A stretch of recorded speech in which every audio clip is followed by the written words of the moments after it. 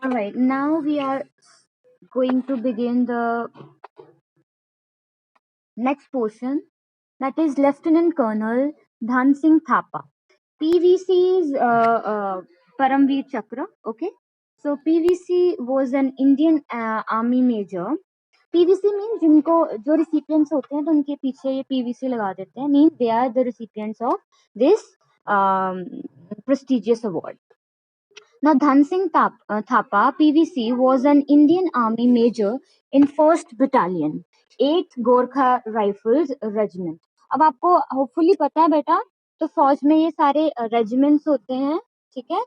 तो एक उनमें से गोरखा राइफल्स रेजिमेंट भी है, and he was a part of that regiment.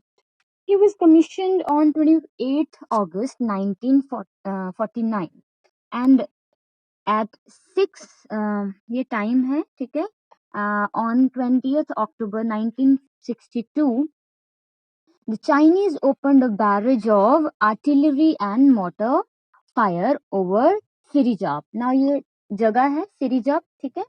तो he was commissioned, तो उनको ये जो रिस्पॉन्सिबिलिटी मिली थी, ये डेट लिख लो, 28 अगस्त 1949 को.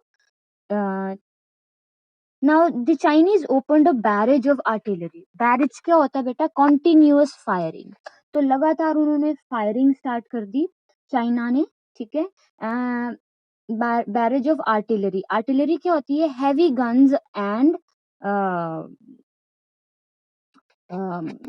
Basically heavy guns on wheels, you know कि मतलब चाहे वो टैंक्स हों या फिर कोई और व्हीकल हो, उसके ऊपर गन्स लगाई होती हैं. सो गन्स ऑन व्हील्स. सो ये आर्टिलरी है और मोटर फायर जो है, बमबारी है, उन्होंने शुरू कर दी ऐसे ही ऑल ऑफ अ सडन.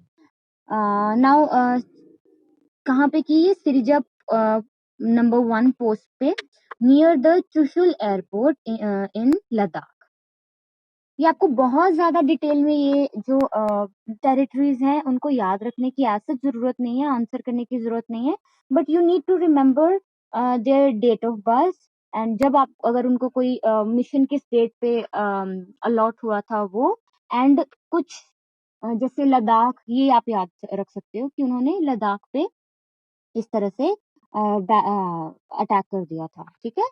मतलब वहां पे बमबारी शुरू कर दी थी. तो बहुत ज्यादा जैसे चुशुल हो गया या शुरीजाप हो गया, बहुत ज्यादा ऐसे वर्ड्स आएंगे, तो you can skip a few here and there because that way it will be very tricky for you. Now the shelling continued till 8:30 and the whole area was set ablaze.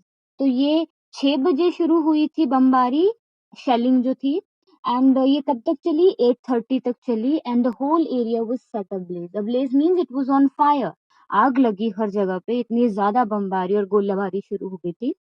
Some shells fell on the command post and damaged the wireless set.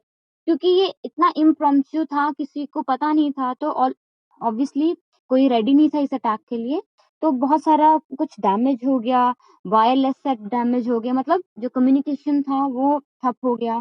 This put the post out of communication. जैसे मैंने बोला, तो किसी को communicate नहीं कर सकते थे इस चीज के बारे में. The Chinese then attacked in overwhelming number. Major Thapa and his men repulsed the attack and inflicting heavy casualties on the enemy. तो चाइनीज जो थे उन्होंने ओवरवेलमिंग नंबर्स में अटैक कर दिया, मतलब बहुत भारी संख्या में उनके जो सोल्जर्स थे इस तरफ आ गए. Major Thapa and his man repulsed the attack. Repulse means reverted, बदला, उन्होंने भी बदले में जवाब दिया. इन्फ्लिक्टेड हेवी कैजुअलिटी, उनको भी बहुत ज्यादा नुकसान पहुंचाया उन्होंने. The Chinese mounted another attack in greater number after shelling the area with artillery and mortar fire. क्योंकि चाइना की तरफ से ये एक सोची समझी चीज थी, they had plan this attack, तो एक अटैक चल रहा था, and they even forced a bigger attack after this. Even more heavy number of shelling and artillery and mortar fire. Now Major Thapa once again repulsed the attack. उन्होंने इसका भी जवाब दिया, inflicting heavy losses on the Chinese. A short while later, a third Chinese attack included tanks in support of infantry. तो इसके बाद तीसरा एक और अटैक कर दिया चाइना ने, जबकि वो चल रहा था दूसरा अटैक with इंक्लूडिंग टैंक्स, तो इसमें टैंक्स भी थे इन सपोर्ट ऑफ इन्फेंट्री। इन्फेंट्री क्या होते हैं बेटा? सोल्जर्स ऑन फुट, ये मतलब पैदल जो सैनिक है वो भी अटैक करते थे, तो हर तरफ से कुछ नहीं उन्होंने छोड़ा। And they where is it? I just lost the line. So yeah, infantry. The defenders were weakened by the casualties suffered in earlier attacks. तो जाहिर है जो डिफेंडर्स थे, जो हमारे सैनिक थे, they were weakened back to back इतने सारे अटैक्स से, but held out while the ammunition lasted. जब तक उनकी गोला बारूद, एम्यूनिशन में जो उनके हथियार थे वो लास्ट किए चले, they held out while the Chinese finally overran the post. Major Thapa jumped out his trench under line and killed many intruders in hand-to-hand fighting. जाहिर सी बात है, इसको फेस करना और फाइट करना बहुत मुश्किल था इस अटैक को, because as I said it was completely impromptu, हमें नहीं पता था हमारे सैनिकों को, इसीलिए वो उस तेजी से उनका जवाब नहीं दे पाए, लेकिन they try to hold their position out and finally जब वो ओवररन कर गए, मतलब बिल्कुल पास आ गया दुश्मन, और तब मेजर थापा ने क्या किया, he jumped out of his trench. Trench क्या होती है बेटा? डीप होल्स डिग किए होते हैं उन्होंने, ठीक है, ताकि अगर कोई बमबारी हो तो उससे वो बच सके। तो क्या होता है, जो वो पोस्ट बनाई होती है बोरी वगैरह से, उसके पीछे ट्रेंचेस भी बनी होती हैं, ताकि अगर कोई गैसेस या फिर कोई इस तरह का कोई अटैक हो तो उससे भी वो बच पाए। तो trench is basically a deep whole, सुरंग टाइप का आप समझ सकते हो, ठीक है।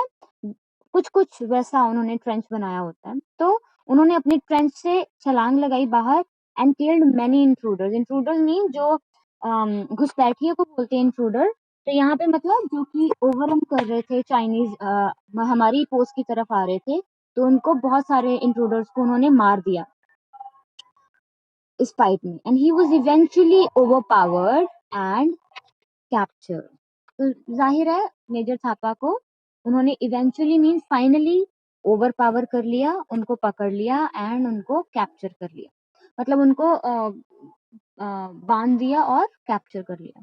Major Thapa who was awarded the Param Vir Chakra was believed to have been killed in this engagement. तो उनको लगा, ये माना गया कि क्योंकि उनको पकड़ लिया गया था, ही वाज कैप्चर्ड, तो उनको पक्का मार दिया गया होगा, इसीलिए उनको परमवीर चक्र अवार्ड कर दिया गया था।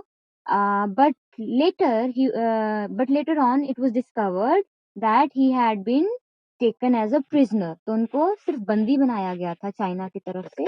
After his release from the POW camp, he resumed his military career. तो उन्होंने बाद में अपना करियर जो है वो कंटिन्यू किया, रिज्यूम किया। He retired as Lieutenant Colonel and died in September 2005. Major Thapa's cool courage, conspicuous fighting qualities, and leadership were the highest traditions in our army. तो उसको जैसे कि मैंने बताया, उन्होंने बाद में कंटिन्यू किया अपना करियर, एंड बाद में वो रिटायर हुए एज लेफ्टिनेंट कर्नल। एंड बहुत सारी क्वालिटीज लगती हैं बेटा इतनी बहादुरी से सामना करने में दुश्मन की, इसीलिए इन सारी क्वालिटीज की वजह से he was continue to be called as PVC, recipient of PVC। इन क्वालिटीज की वजह से, cool courage, conspicuous fighting qualities की वजह से, एंड लीडरशिप क्वालिटीज की वजह से। कॉन्स्पिक्यूअस क्या होता है? Easy to see and notice, मतलब प्रेजेंस ऑफ माइंड। अपनी प्रेजेंस ऑफ माइंड की वजह से उन्होंने इतने सारे इंट्रूडर्स को मारा वहां पे, ठीक है। सो इन सारी क्वालिटीज की वजह से he was presented the Paramveer Chakra Award. So that is all for the day. We have covered 2 martyrs, and I hope all the portion that we have covered is clear to you all. Now